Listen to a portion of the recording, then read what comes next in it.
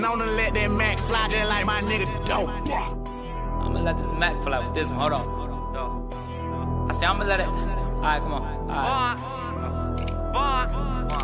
Got a drop on this flexin' nigga. He from Tennessee. I had a thought. What's good, l.r.h.gusto in this thing? You feel me? And today we got a motherfucking reaction video. We're gonna react to the They Will Kill You channel. You know what I'm saying? We reacted to a few of their fucking videos, nigga. I can't talk right now. I don't know why. Fuck. This shit is called When Ubers Go Wrong. Shit. Finna be trying to stay consistent with this shit, man. So I'm actually trying to get big on this shit, bro. I'm trying to do something with it, you know what I'm saying? So make a career out this motherfucker, so let's get into this video. Number 12, Crystal Ortiz. Crystal Ortiz was attending a New Year's party in her native Los Angeles when she decided to call an Uber. She rode with another passenger and this seemed to annoy the driver. Ortiz claimed she was chatting with her friend when the unidentified driver started yelling at her. He became confrontational, and a heated argument led to him kicking both passengers out of his car. She managed to record the entire fight with her cell phone. When Ortiz refused to comply, she was violently attacked. The woman later claimed she was afraid to leave the car as she wasn't familiar with the neighborhood. Ortiz ended up with a broken jaw, requiring reconstructive surgery. The 29-year-old victim filed a lawsuit against both Uber and the driver. After contacting the police about the incident, the driver, upon being interviewed by the police, accused Ortiz of battery. Number 11, Anna Keeley.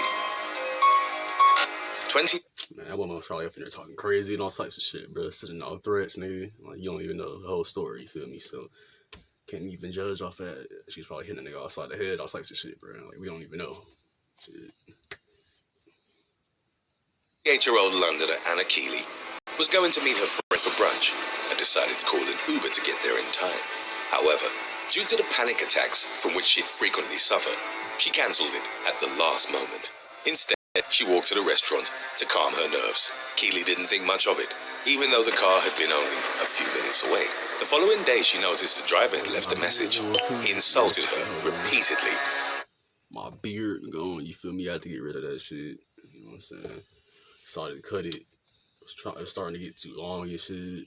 Shit was starting to get caught up in it. Like, gotta get out of here, you know what I'm saying? Zzz. I need to get a fucking fade, you know what I'm saying? I'm gonna do that shit soon. Probably in the next video. You feel me? My shit gonna be right.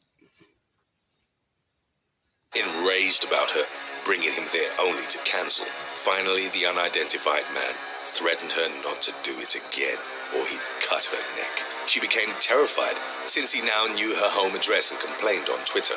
Keeley also sent the audio to the company and reported the threats to the police. Uber stated that they'd be working closely with the authorities to ensure its passengers' safety.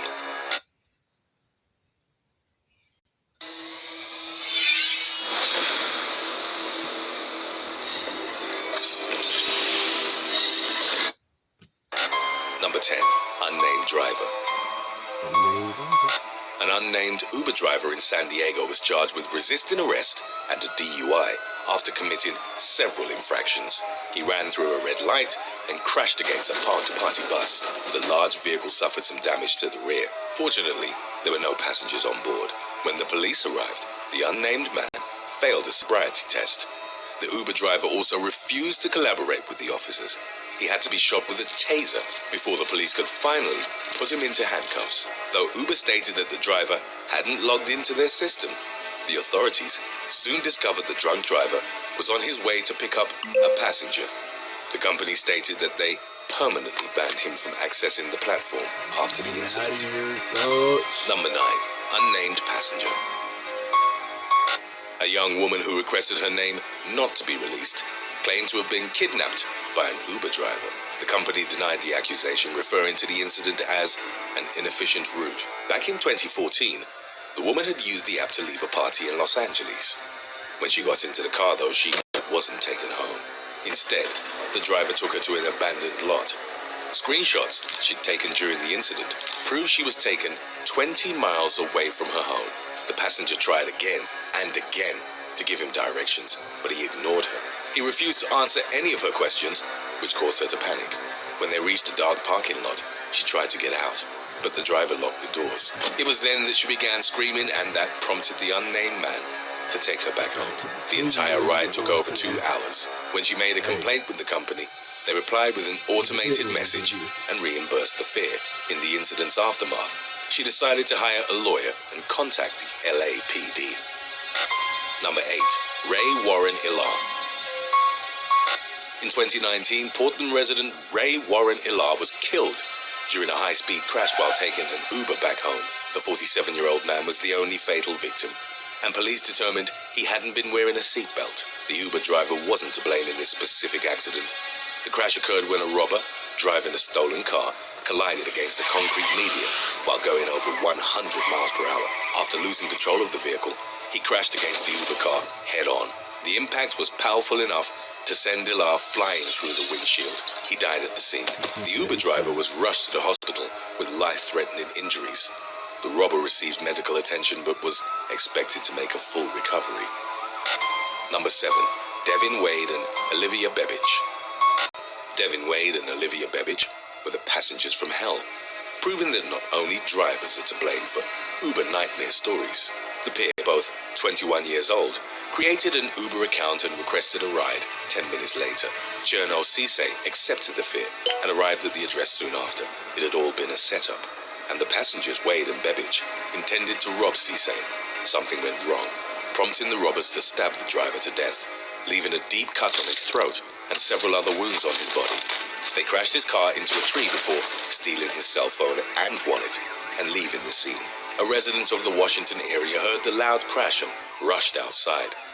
He discovered Cisse in the still-running car, hanging from the driver's seat, only kept in place by his security belt. Wade and Bebbage were later arrested for shoplifting, and when their car was searched, officers discovered Cisse's possessions, as well as a bloody knife. They were both charged with murder, and their bail was set at $2 million. Number 6. Unnamed Driver. While working in North Philadelphia, an Uber driver ran over a woman with his 2016 Honda. The woman had left a deli and attempted to cross the street.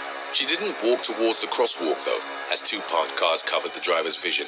He didn't notice the 40-year-old woman stepping into the street until it was too late.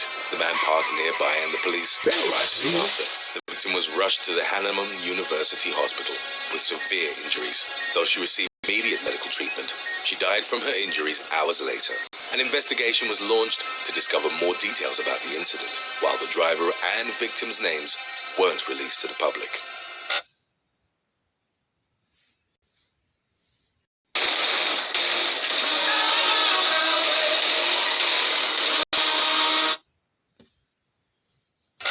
Number 5. Chantel Lynch. Chantel Lynch, a 68-year-old woman native to Windsor Locks, Connecticut, was crossing a busy intersection when she was run over by Mohammed Hassan.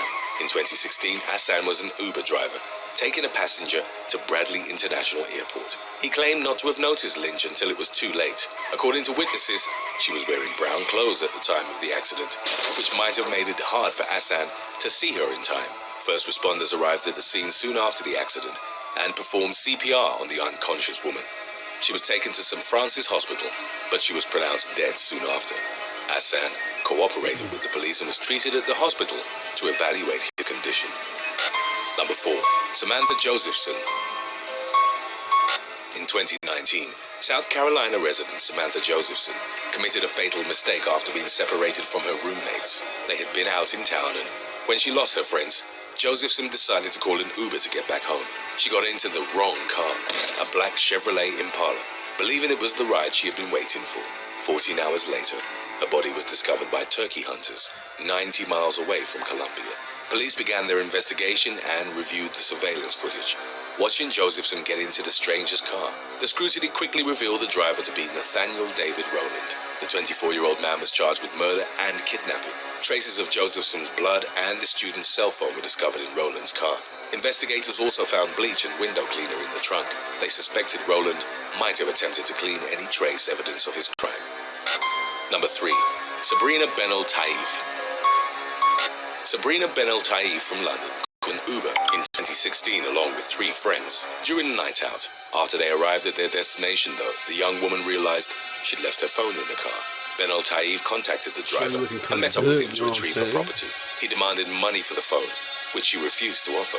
When Ben El-Taif threatened to call the police, he drove off. As she had been leaning into the car, the victim was dragged down the road for a few feet. She was left unconscious on the curb and was soon discovered by first responders. She required stitches after the attack and woke up in the hospital. Ben El-Taif claims to have been left with severe chronic neck pain after the attack. Today's topic was requested by one of our most loyal fans, Tim Dyshirt. If you have any other topics you'd like to learn about, subscribe and let us know in the comments section below. Number 2. Junior Justin. In 2016, Lancaster Uber driver Junior Justin picked up 4 friends late at night. The ride went on smoothly until they arrived at their destination.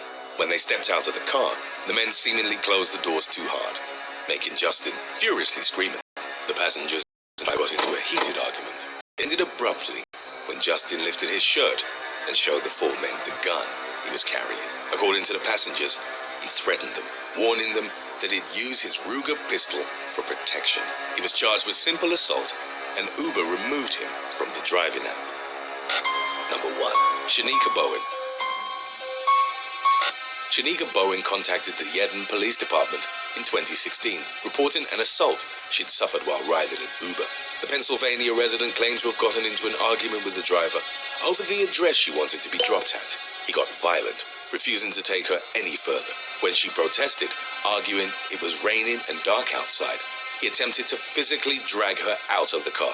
According to Bowen, the driver stepped out of the car, opened the passenger door, and tried to yank her out. After filing a police report, she contacted Uber, and the company assured her they'd banned the driver from accessing their app. Thanks for watching. Would you rather have a psych? That was the video right there. You know what I'm saying? I fuck with this channel. I'm gonna leave that shit in the description. Go check them out. Finna have some more shit coming. You know what I'm saying? Gameplays and shit. I'm finna try to get some bigger titles on here. You know what I'm saying? Get away from the Call of Duty and all that. Get some actual story-based games and shit. I like shit like that. You know what I'm saying? But Gusto out this thing. Stay tuned. Like, comment, subscribe. We out.